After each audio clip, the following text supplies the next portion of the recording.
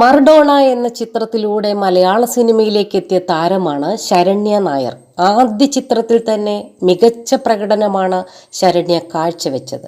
ടൊവിനോ നായകനായ ചിത്രത്തിൽ ആശ എന്ന കഥാപാത്രമായാണ് താരമെത്തിയത്. ഗോദ തിയേറ്ററിൽ നിന്ന് കണ്ട് ടൊവിനോയോട് ആരാധന തോന്നിയെന്നും മർഡോണയുടെ ഷൂട്ടിന്റെ സമയത്ത് ടൊവിനോയോട് സംസാരിക്കാൻ പോലും പേടിയായിരുന്നുവെന്നും ശരണ്യ പറഞ്ഞു. താരത്തിന്റെ പുതിയ ചിത്രമായ സുരേശന്റെയും സുമലതയുടെയും ഹൃദയഹാരിയായ പ്രണയകഥയുടെ പ്രൊമോഷനുമായി ബന്ധപ്പെട്ട് പോപ്പർ സ്റ്റോപ്പ് മലയാളത്തിന് നൽകിയ അഭിമുഖത്തിലാണ് ശരണ്യ ഇക്കാര്യം പറഞ്ഞത്.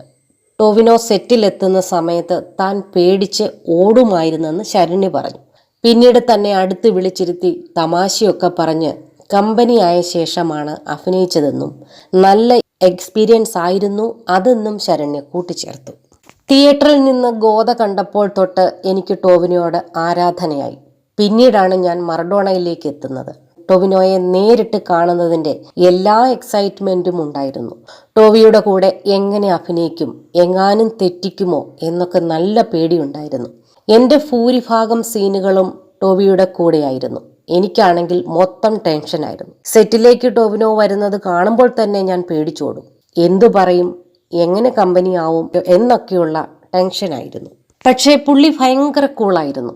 എന്നെ അടുത്തേക്ക് വിളിച്ചിരുത്തി സംസാരിക്കും, തമാശയൊക്കെ പറഞ്ഞ് വളരെ പെട്ടെന്ന് കമ്പനിയായി. ഓരോ സീനിലും എങ്ങനെ ചെയ്യണമെന്നൊക്കെയുള്ള ടിപ്സും തരും. നല്ല അനുഭവമായിരുന്നു ആ സിനിമ, ശരണ്യ പറഞ്ഞു.